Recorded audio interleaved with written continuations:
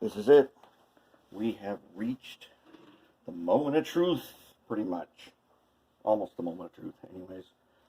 We're going to finally wire the motors, get them installed. Now, I have trusted you that you have properly tinned these posts using acid paste, and that you have cleaned the acid off, usually using acetone, which will dissolve it and then get rid of it. And then you've got a nice surface coated in solder that we can solder to. Alright, so I've already started this one, and I've got the black wires connected to the PC board. I'm going to connect up the red wires. Now I've already tinned these, so these tips here are tinned. So let me get a little bit, so I'm going to put just a dab of rosin flux right there. Okay, take my tweezers, get just a bit on here, go ahead, and there it is. Okay, let's get the other one on. Tricky part is, on these short PC boards, sometimes these two wires are close to each other and one comes unsoldered while you're soldering the other one in place. That's kind of tricky. When we use the longer PC boards, we don't really have that problem. The short ones we do, but the short one fits in here so perfect. It's harder, and you may want to go with a longer one when you're starting out. But there it is. Let us put it on the track quick. Just give her a little test. And red wire's facing me. Power pack arrow to the right. Power on. Should spin.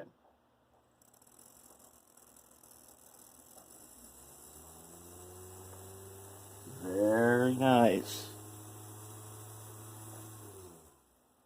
Very nice. Let's set that aside for a moment. Let's bring in our... And one reason why I have my workbench connected directly to the layout is I put projects on these flat cars as I'm working on them, and then I will roll them down the track a ways so I can bring them in and out and keep clean workbench. Alright, so let's get into this one. Here's the 45. So now, we'll just kind of do a little short review here. Got it nicely tinned and then cleaned. Now a little rosin on both of these.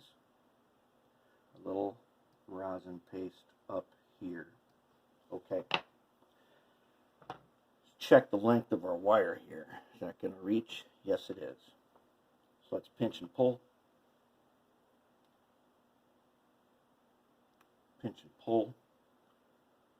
This is Strive Day 30 wire gauge silicone wire. Comes in a pack of 1, 2, 3, 4, 5 colors: black, red, yellow, blue, green. Oh, I twisted them. Now I've got to go ahead and get some paste on the tips of the wires that I've just twisted, and then I just want to tin it a little bit. Okay, let's go ahead and put this first one right in our spot.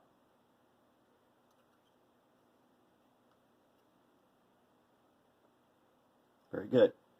Because I properly tinned it, prepared it, put the flux on it, I didn't have any problem getting it to stick without heating up this post, which goes down into here to these plastic parts. Okay, now, how are we doing for length here? We do a little too long? Yeah, we're a little bit longer than I'd like. It's got to stay loose. I don't want to cut off about, say, that much. These cheap side cutters, or these cheap flush cutters I'm using, are starting to wear out. And unfortunately, at the craft store, even Walmart has them. They're not Xuron cutters. I do not use my Xuron cutters unless I'm working on track. For other stuff, I just get these cheap ones. They're a buck or two. Let's go ahead and tin that.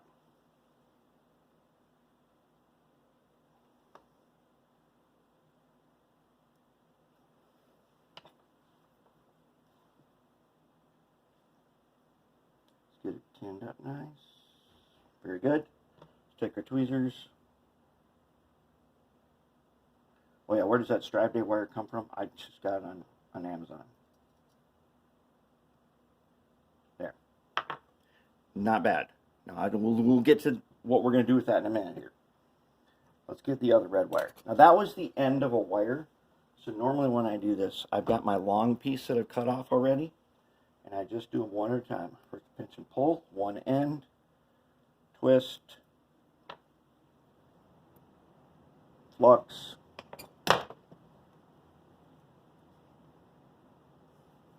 solder for the tin. I've got the paste already in position. I'm going to go ahead and get this right over here. Instead of putting it in the middle, I'm kind of lining it up with its side. There we go. Let's trim it. I want it to be a little bit loose.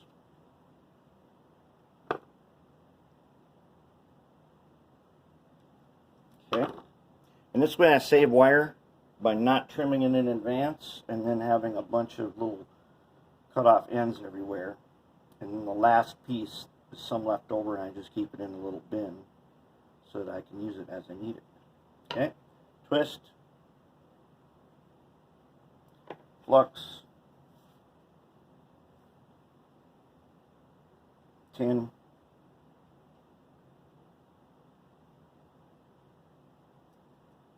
and touch. Very nice. There it is. Okay, test it. We haven't put drive shafts in yet. Just testing it. See if we got it right. Very nice. Okay, check this out. You see this here? See that? That's bad. We don't want that. This will get dragged down in between the shell and cause problems. But now that it works, before we deal with that, let's go ahead, install the joints, the universal joints, and the drive shafts. Okay, now this is the big one. So that means it gets 2 U-joints,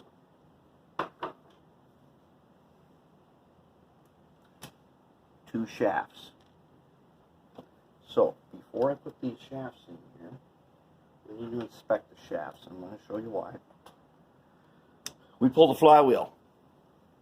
They're not on. I didn't want to hammer them down, so they are now sitting out just a little bit. I also don't want them to hammer back and forth a bunch. That's bad also. So I'm going to look at the end of this, and I see a nub. I'm going to take that little nub off. Little sprue cutting thing. The other end's got some flash. I want to keep the end rounded.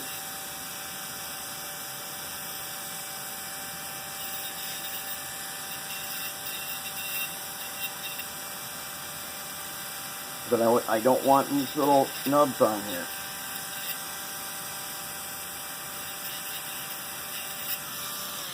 Okay. Almost.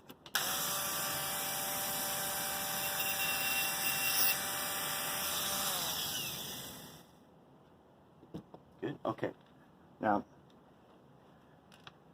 let's turn it black wire facing me. Gives me access to the open area. So I'm going to go ahead and I'm going to put the drive shaft in both of them at one time. Okay. now, and you get behind this black wire, check to see where it's lined up, and push it in place. There it is. That's one. Now here comes the part where we're going to check for play, back and forth movement. And if I've done my job right, I got this on here, and I should be able to line up these two jaws with this thing right here, and without using any tools, I should be able to just push it down. Maybe. Okay. Sometimes not. Sometimes a little slippery. Just connect it. That's not bad. Check right here. Make sure that this joint is not touching the housing. It could be just like that, moved out a little bit. Sometimes it's got to be moved in, sometimes it's got to be moved out. Good. Now we got a good drive shaft connection. And I don't know if you can see yet, but we'll zoom down on it probably in a bit. It's pretty level. That is the way we like it. A lot of these you'll see, because the motor mounts are all kind of wonky, the drive shafts are not totally level. Even though they still work, the more level we can make it, the better it is, the smoother it is, quieter it is. Okay, take the next one. Okay, now let's find the spot, line it up, press it in. Okay, let's take a little screwdriver here. Let's see if we can line this up vertically.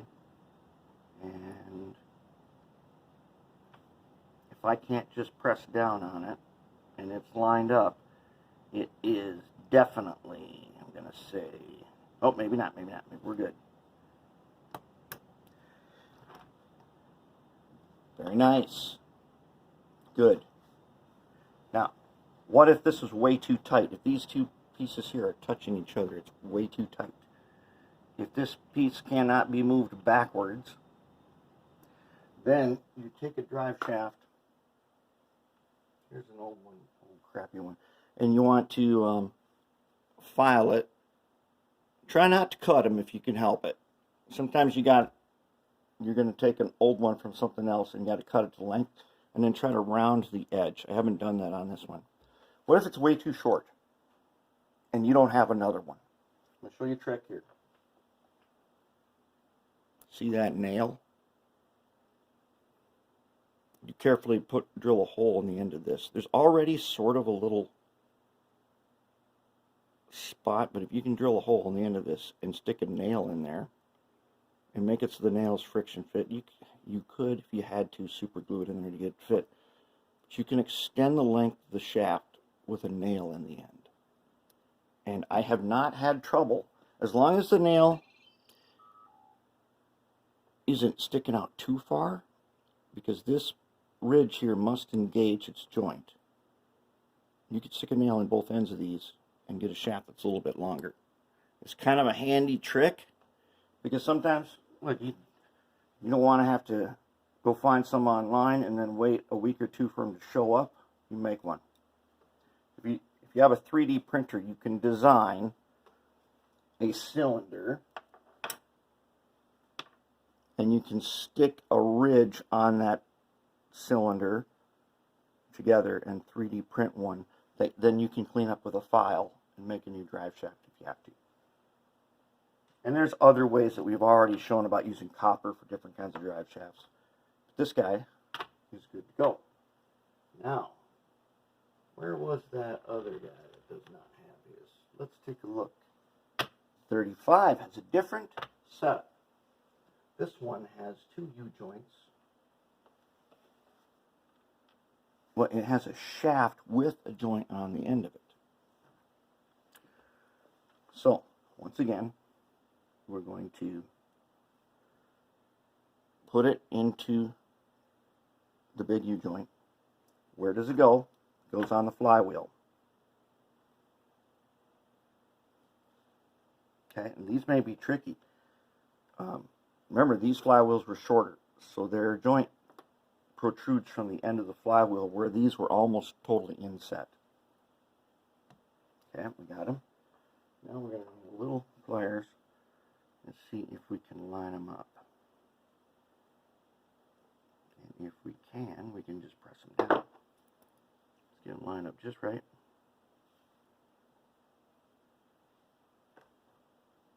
It's a little bit tougher. Okay. Connected.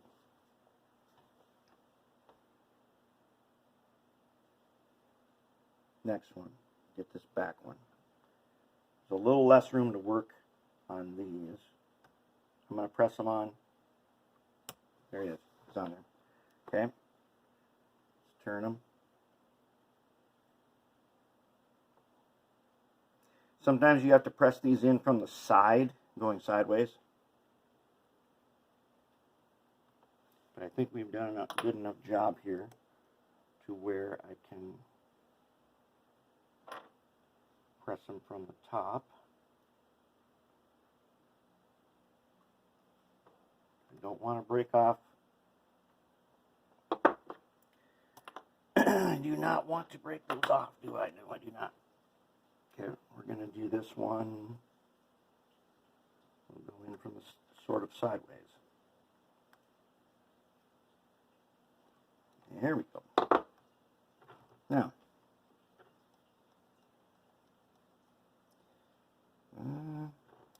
I don't like a bunch of back and forth hammering.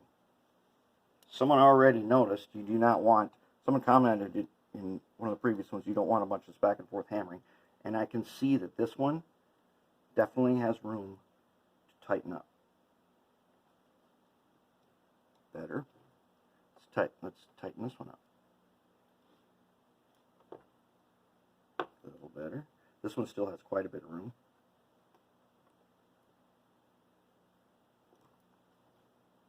There we go. Don't make them too tight, but let's drop this plate on here. Okay, now we're going to do a test to make sure we got direction. And then we're going to do some cleanup of this wiring. First, red facing towards me on the track, arrow pointed to the right. Oh, you see that? See him grab there? Grabbed right there. Let's get in here a little closer. This flywheel grabbed onto the black wire right off the bat. Okay, correct direction. GP35.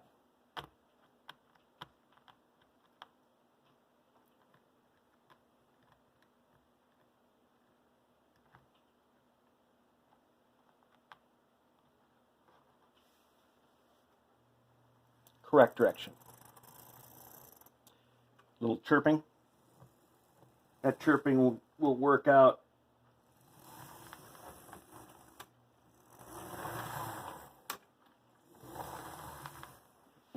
That's good to go. Okay, now what are we going to do about these wires? We cannot have those grabbing once we put the frame on. And if you put snowplows on your stuff, you know you do not want to be taking the shell off every day, do you? Electrical tape.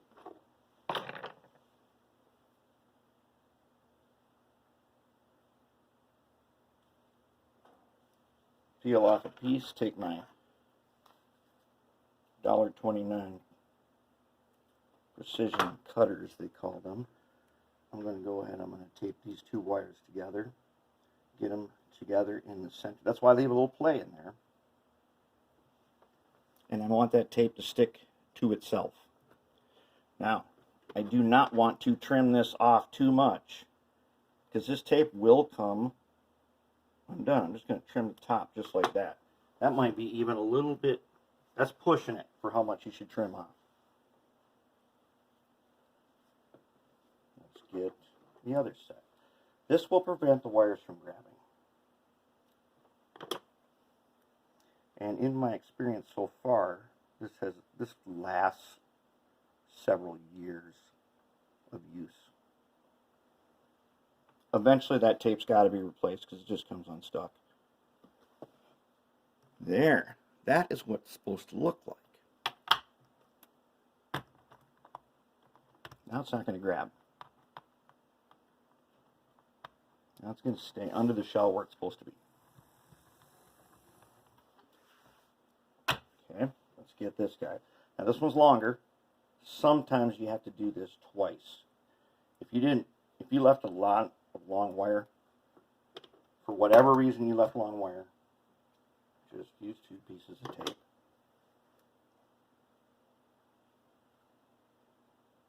Don't tape it so tight that it's going to grab onto the drive shaft either. Find kind of that sweet spot. There, we got play.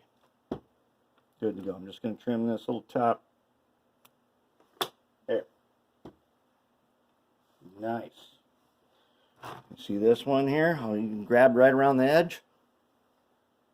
That we do not want.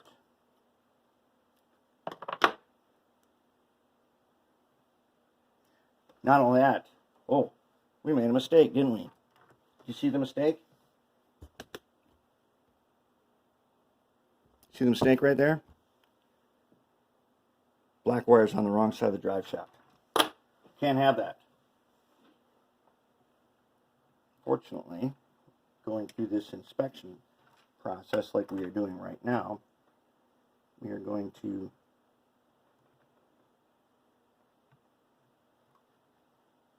carefully remove this one. Just like that.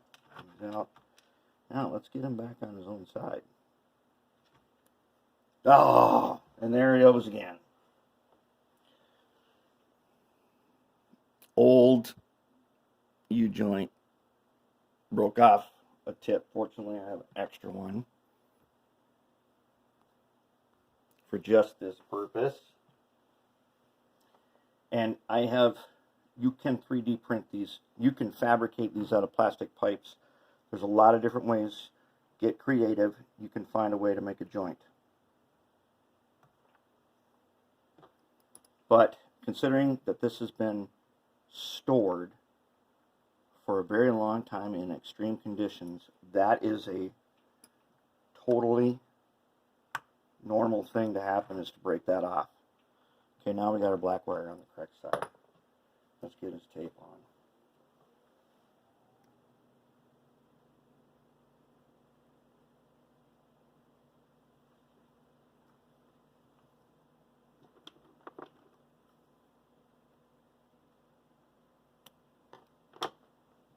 There we have it. Try to do 2 guys at the same time.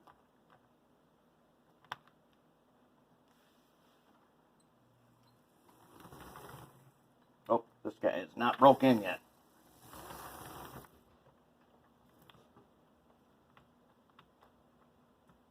He's still stiff from the good lube we got. So run him back and forth a little bit.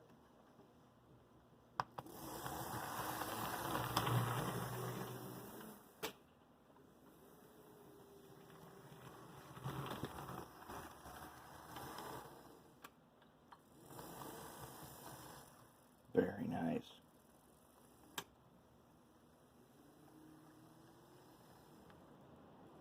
Very nice. That is how they are supposed to be. Okay, now the GP35s had body mounted couplers. Earlier we went ahead and we set coupler height. We used our tap, threaded box. I'm going to trust that you know how to put couplers on there. These are set up for basically KD number 5 or number 148 with standard draft gear.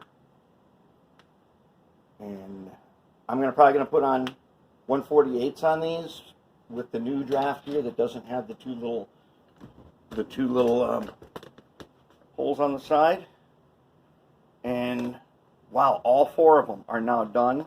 They're operational. We can put shells on them. Maybe we'll do a little horsepower test. But we made it. We did it. Looking good, running good. Big change from where we started.